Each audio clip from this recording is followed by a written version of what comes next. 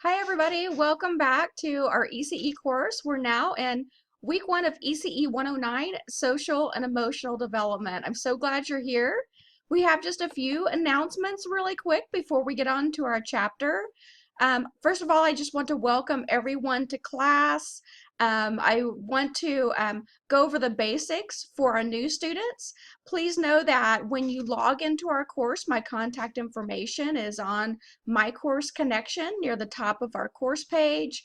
You'll see my email there, my phone number, my Facebook information, lots of different ways to get a hold of me. Next, please, if you're brand new, check email daily for the course if possible, because there may be new things sent out. I may have corrections. There may be videos. There's all kinds of things that you need to know about. And something that I'm running into is some of my online students don't check their email so much, ironically. So I like for you guys to be sure and watch that. Also, log into our course page a minimum of 2 times a week. However, people that are successful in our course tend to log on even more. So don't be afraid to do that. Mondays, our new assignments are posted. That's when we begin our week.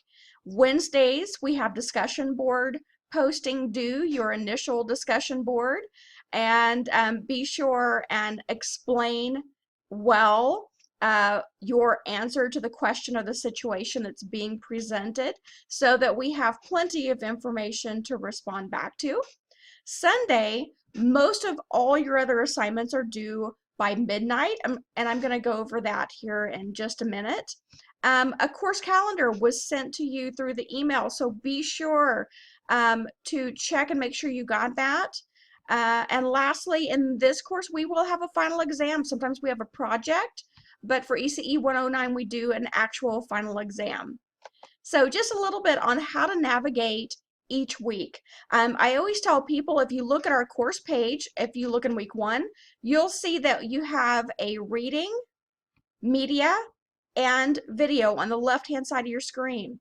I say that this is the best place to start. Start with doing your readings out of our e-text.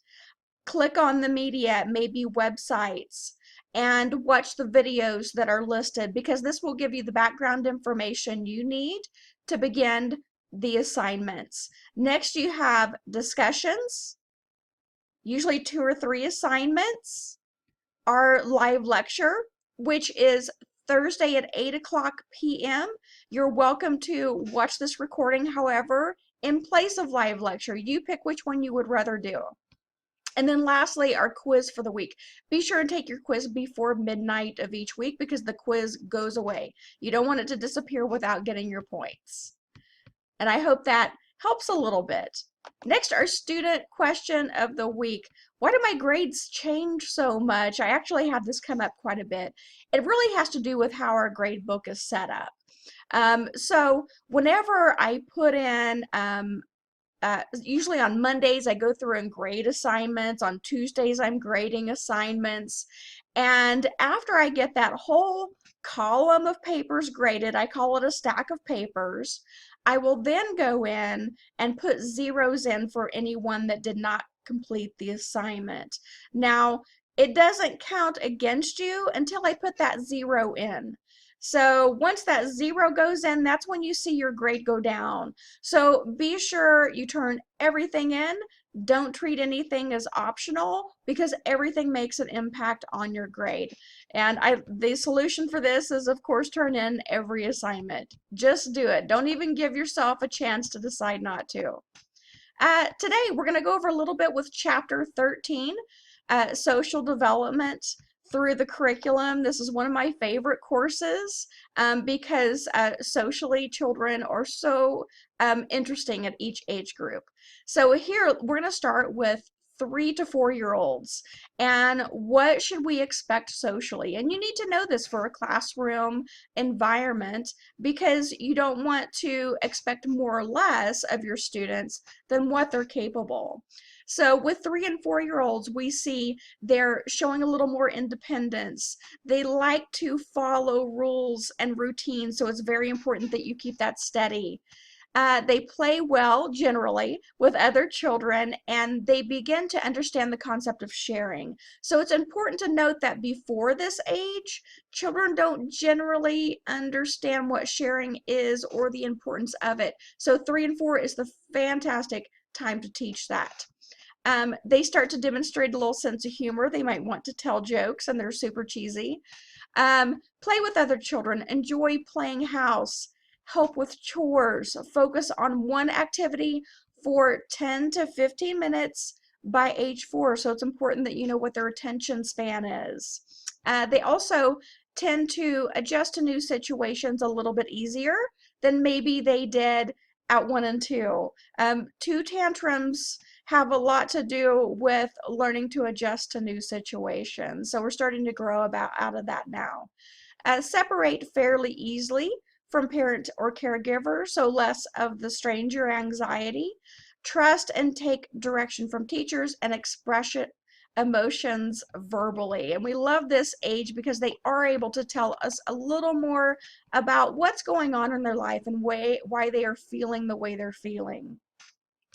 Next, they also develop social competence, peer interaction. They're learning how to work with the other children in the class and how to develop friendships. So mixed age grouping is actually wonderful for social competence because they learn to interact with children not just their same age, but younger and older as well. Here's friendship again. Gender role development is happening at this age as well. And there's 2 terms talked about in our assignments and in our e-text that I want you to understand the difference between. Gender identity happens around the age of 2, and that's when they know what sex they are, if they're male or female. Whereas gender stability is around 5 to 7, and they realize that they will always be that same sex that they realized at 2 or 3. So it's important to note between 2 and 5, they may think that they can change, you know, and that's okay. It's part of their brain development. So they go from a feeling of identity to a feeling of stability. So be sure you know the difference between those 2. Let's talk a little bit, actually quite a bit, about guidelines for non-sexist teaching. Very big buzzword right now. We want to value each child, of course, as an individual, help children learn that gender identity is biologically determined. So we help them with that process. We may talk about the parts of the body and a little bit about how males and females are different. Be aware of possible gender biases in your own behavior, and sometimes you don't even realize you're doing this. Maybe you're giving a little more attention to boys over girls or girls over boys, and sometimes a fellow teacher can help you sort this situation out.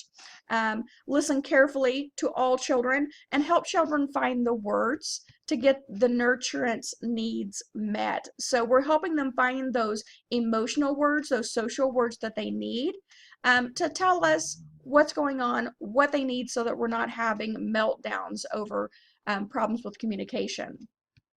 Use language carefully, avoiding bias towards the male identity, and it's something that we have used quite a bit in the past. An example of this in literature, we used to use he as being neutral, that we could use that for males or females, whereas now we tend to use they. So be aware of your speech. Provide materials that show males and females in a variety of roles, and I've got a great thing coming up for you in just a minute.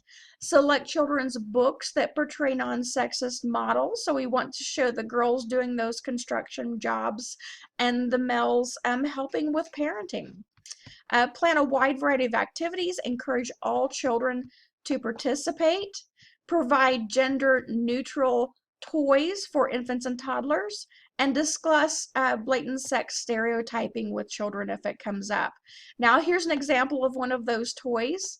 I love this. Boys Can Cook. This came out of a German toy catalog, but instead of a pink and purple kitchen, we've got blue and green, so it's neutral. Boys and girls can use it.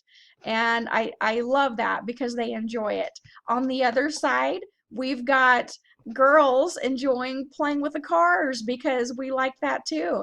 And again, notice the colors that they've chosen. It's not black and red, it's not super manly, it's a little orange and blue.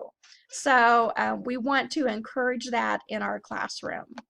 Next, let's talk a little bit about guidelines for teaching about race and culture. And we know this is so, so important. When children bring up racial or cultural differences, we want to talk about them honestly, but we also want to be able to present each racial identity positively, and we want them to feel very comfortable in your classroom. So help children develop pride through positive racial and cultural identity.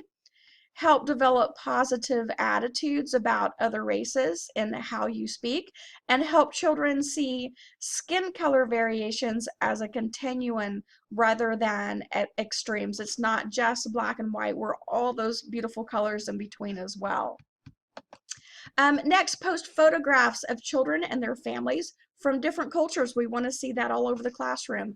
Ensure that the environment contains material representing many races and many cultures, and perhaps not just the children represented in your classroom, but around the world as well. Discuss incidences of racism and racial stereotypes with children if they come up. And of course, you want to be sure to do this on their developmental level. So you may have to stop for a little bit and think about, what age is this child? What will they really understand from this conversation? Keep it brief, but you do want to address it. Next, focus curriculum material about cultures on similarities rather than extreme differences. So we do want to tie in how we're all alike in so many different ways. And I love the demonstration with different colors of eggs, where you crack open the white egg, the brown egg, the green egg. Yes, there are green eggs. And you show that on the inside that we're all the same. All the same colors. So avoid the tourist approach to teaching about cultures. We want to teach the children that these are real people. This isn't just something out of a book that you visit. We want it to be a part of your classroom. And make culturally diverse diversity part of your everyday classroom activity. Here's one way you could do it: by using multicultural pictures, books, and dolls. And I love the multicultural dolls. We have different hairstyles, different skin tones, different eye shapes, different face shapes, and I love that we can represent that in our classroom. It takes some thinking about, it takes some planning, so be sure and consider this. And lastly, sensitivity to people with disabilities. We want everyone to feel welcome. Children can learn to develop understanding and acceptance through us basically mirroring us showing that. Children need accurate information about why a peer or a teacher looks, moves, sounds, or behaves differently. We notice differences, but it's important to say, hey, this is what's going on. Tommy has Down syndrome, and that's why his eyes look a little different from ours, but not much. And sometimes he makes different sounds, but he's really very happy, and I think you'll love being around him. So you keep it positive, but you do tell them why those differences are there, why a child is using a wheelchair, why a teacher may have to use an assistive device for reading. So there's lots of different opportunities there. Children need opportunities to learn about and dispel stereotypes in order to build a more accepting atmosphere in their classroom. And here's a few great examples. We've got this beautiful girl in a walker, and it's obvious to see, so she has some walking disability there. We've got a beautiful little boy, Down syndrome. We can tell a little bit from his physical characteristics. And then down here, if we were in live lecture, I would see if you could figure out what's going on. Well, he has autism. He's responding to these extra noises in his environment. So sometimes they're not completely evident.